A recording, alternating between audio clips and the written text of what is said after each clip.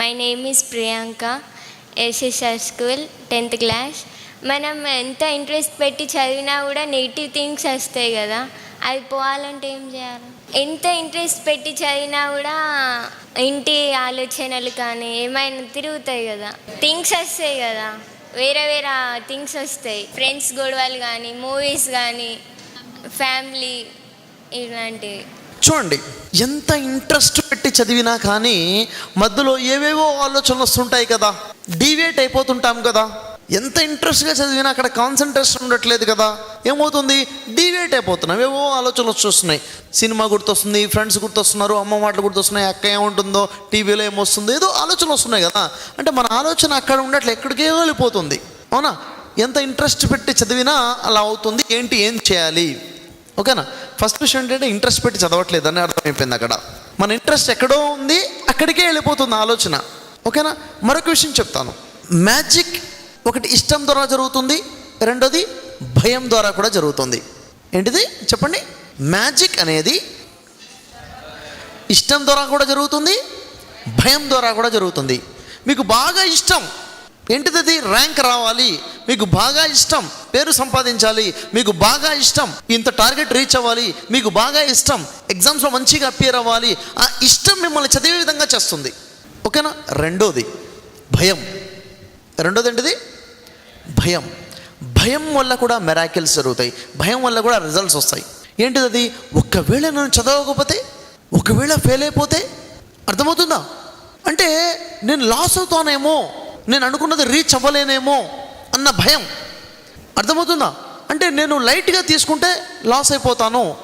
భయం వల్ల కూడా మన ఫోకస్ పెరుగుతుంది, ఇంట్రెస్ట్ వల్ల కూడా మనకి ఫోకస్ పెరుగుతుంది.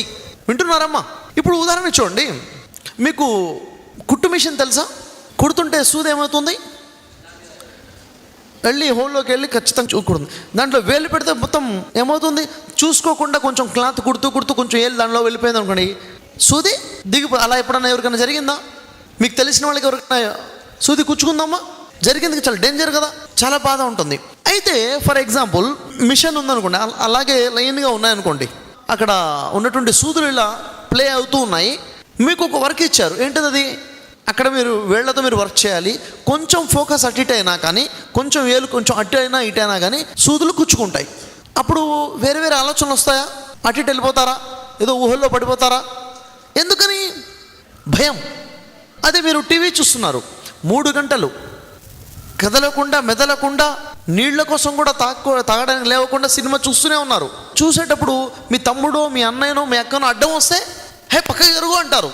అంటే చిన్న డిస్ట్రాక్షన్ కూడా ఇష్టపడట్లేదు మీరు, ఎందుకంటే అంతగా దాంట్లో ఇన్వాల్వ్ అయిపోయారు, అంతగా మీరు ఇష్టపడుతున్నారు. ఎక్కడైతే ఇష్టం ఉంటుందో, ఎక్కడైతే భయం ఉంటుందో, ఆ రెండింటి మీద ఫోకస్ ఉంటుంది. అర్థమైందా? మనం చదువుతుంటే మన ఆలోచన అక్కడ ఉండట్లేదు, ఎటైతే వెళ్ళిపోతుందంటే దాని మీద మనకి ఇష్టమూ లేదు, చదవకపోతే ఏం జరుగుతుందన్న భయమూ లేదు మనకి. ఈ రెండూ లేవన్నమాట. ఇంత దగ్గరలో ఎగ్జామ్స్ ఉన్నాయి, చదవాలి, చదవకపోతే ఫెయిల్ అవుతానేమో అన్న భయం. అర్థమవుతుందా? ఇంకా మనసు ఎటుపోతుంది? ఇంకటు పోదు. మీరు అలాగే కూర్చొని ఉంటే మనసు అటు ఇటు వెళ్తూనే ఉంటుంది. అదే అన్నాను, యాక్టివ్ రీడింగ్ చేయాలి, ప్యాసివ్ రీడింగ్ కాదు. గంటల తరబడి చదవకూడదు. చదివితే కొంచెం సేపే కూర్చొని పర్ఫెక్ట్గా చదివి లేవాలి. అర్థమవుతుందమ్మా?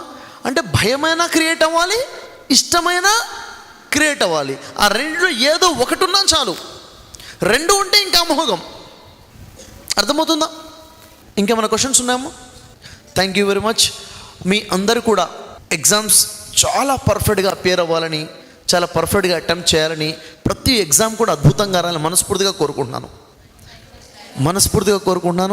కోరుకోవటమే కాదు, మిమ్మల్ని, నన్ను, మనందరినీ పుట్టించిన సృష్టికర్త నా దైవానికి మనస్ఫూర్తిగా దువా ప్రార్థిస్తున్నాను.